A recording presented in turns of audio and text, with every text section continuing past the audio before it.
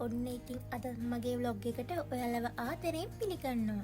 ඉතින් මම අද යන්න හදන්නේ ජපානයේ යොකෝහාමා සිටි එකේ තියෙන ලෝක ප්‍රසිද්ධ කප් නූඩල්ස් මියුසියම් එකක් බලන්නයි. ඒකට යන්න ඕනේ සකුරාගිචු ස්ටේෂන් එකට ගිහලා එතන ඉඳලා මිනිත්තු 15ක් වගේ තමයි පයින් යන්නේ. ඉතින් මම දැන් මේ සකුරාගිචු ස්ටේෂන් එකට තමයි ඇවිත් ඉන්නේ.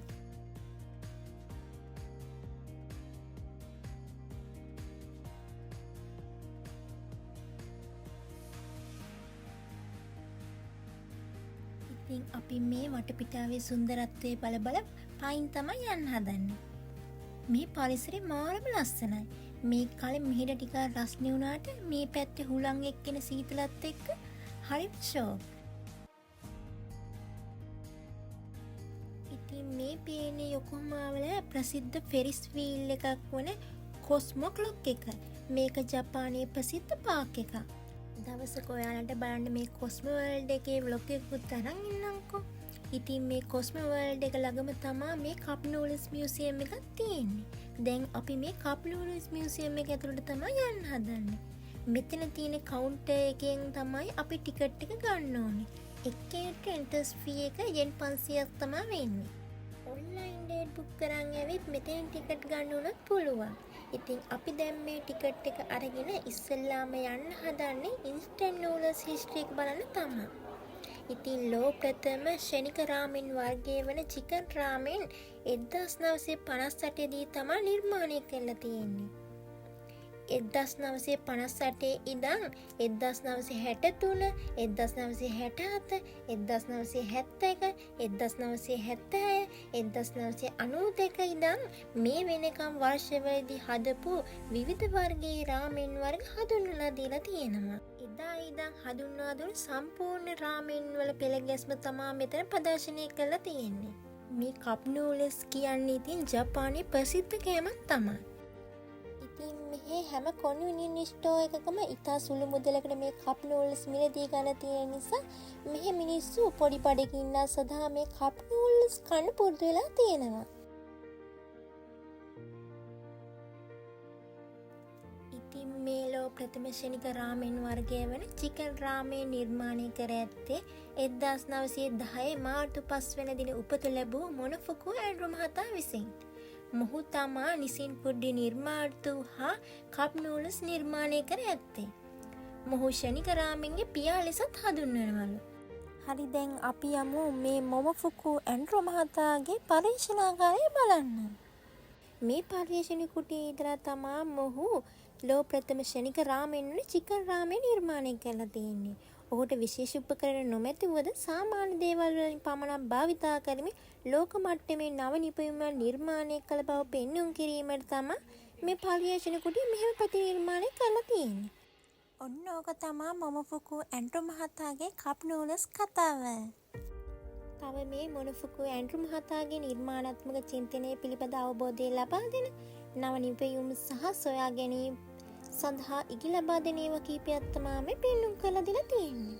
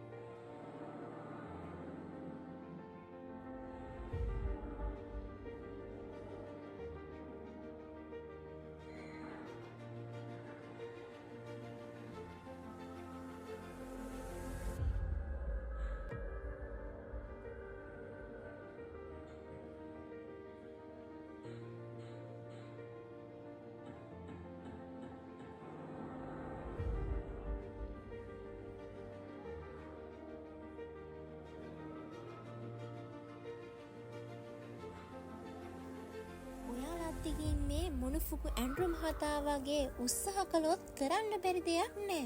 පොඩියට ඉන්න මිනිස්සු තමයි කවදා හරි ලෝක මට්ටමේ නව නිපැයුම් සොයාගෙන ලෝකප් එකට මිනිස්සු වෙන්නේ. ඒ නිසා දිගින් දිගටම උත්සාහ කරන්න. හරි අපි දැන් මේ ඒ ටික බලලා යන්න හදන්නේ 3rd floor එකේ තියෙන My Cup Noodles factory එකට තමයි. මේකේ අපිට cup noodles කප් එකක් අරගෙන අපිට ඕන විදිහට ලස්සනට ඩිසයින් කරගන්න පුළුවන්. එක කප් එකක් යෙන් 500ක් තමයි වෙන්නේ. මේ මැෂින් එකෙන් තමයි කප් එක ගන්න ඕනේ. ඊට පස්සේ මේ තියෙන විදිහට ඩේට් එක අනිවාර්යෙන් දාන්න ඕනේ.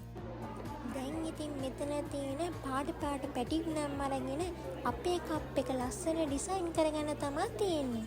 මම මේ දැන් ඒක කරන්න තමයි මේ හදන්නේ.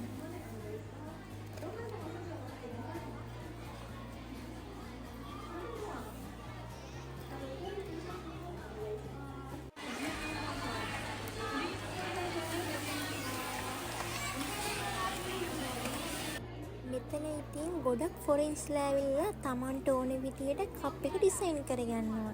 මේ තියෙන්නේ මම ඩිසයින් කරගත්ත මගේ කප් එක. ලස්සනයිද කියලා බලන්නකෝ ඉතින්.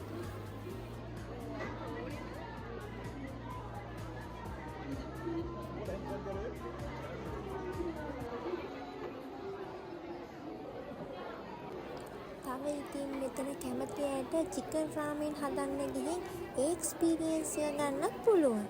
අපි නම් ඉතින් ඒකට ගියේ නෑ. අපි දැන් යද්දහන්න හදන්නේ අපි ඩිසයින් කරගත්ත කප් නූඩල්ස් එකේ කප් එකට නූඩල්ස් දාගන්න යන තමයි.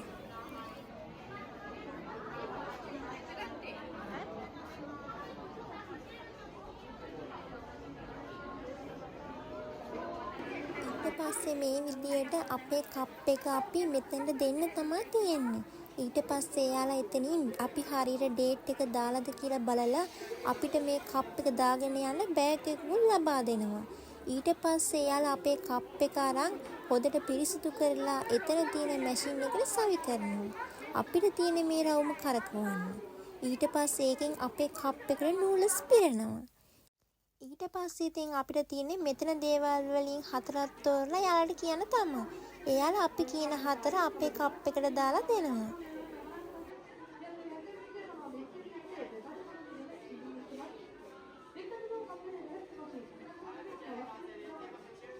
ඒ දාලා දුන්න කප් එක තමයි මේ. ඊට පස්සේ ඉතින් අපේ මේ කප් එක මේ තියෙන ආකාරයට මේ මැෂින් එකට දාලා හොදට සීල් කරලා පැක් කරලා මෙහෙම අපිට ලබා දෙනවා.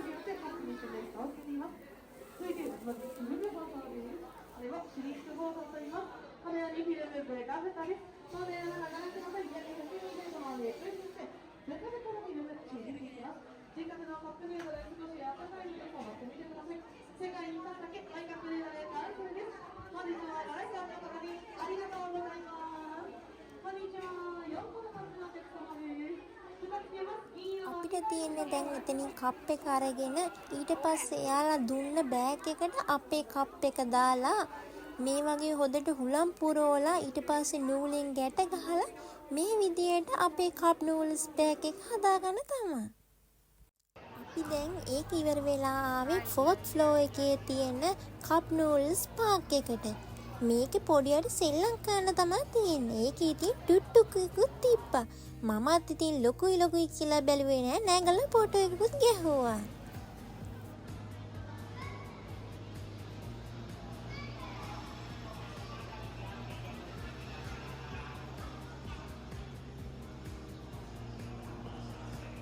ඉතින් මෙතනින් බලා ගන්න පුළුවන් කප් නූඩල්ස් ටිකක් හැදිලා ෂොප් එකකට එන සම්පූර්ණම ක්‍රියාවලිය.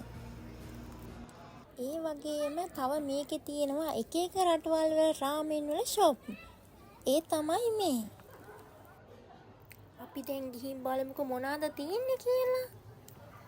ඉතාලියේ පැස්ටා, කසකස්තානයේ ලක්මන්, චීනයේ ලැන්ෂෝ බීෆ් රාමෙන්, කොරියාවේ කෝල්ඩ් රාමෙන්, වියට්නාමයේ ෆෝ, තායිලන්තයේ ටොම් ටොම් ගුම් නූඩල්ස්, මැලේසියාවේ ලක්සා, ඉන්දුනීසියාවේ මී ගොරේන් යන ආදී රාමෙන් මේකෙන් ඔයාලට ටෙස්ට් කරලා බලන්න පුළුවන්.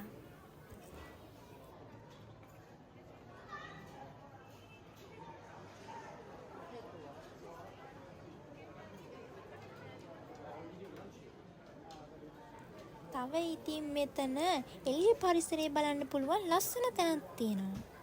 අපි ඉතින් සේරම බලලා ඉවරලා මෙතනට ආවා. ඒ තමයි මේ. මෙතනින් ලස්සන view එකක් බලා ගන්න පුළුවන්.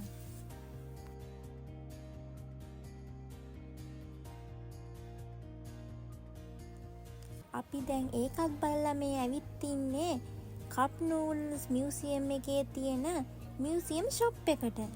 මේකේ ඉතින් බලලා යන අයට මෙමරිස් විදියට ගන්න ලස්සන දේවල් තියෙනවා. අපි බලමුකෝ මොනවද තියෙන්නේ කියලා.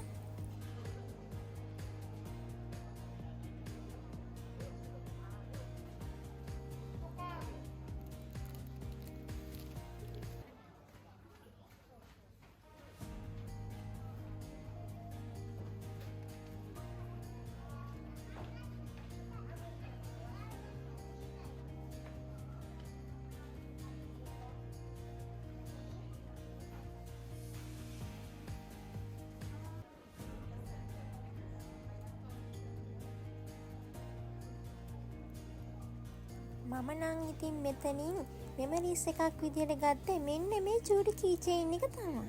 එහෙනම් ඉතින් මගේ බ්ලොග් එක මෙතනින් අවසන් කරනවා. ඔයාලත් මුණුෆුකු මහතා වගේ උත්සාහය අත නොහරින්න.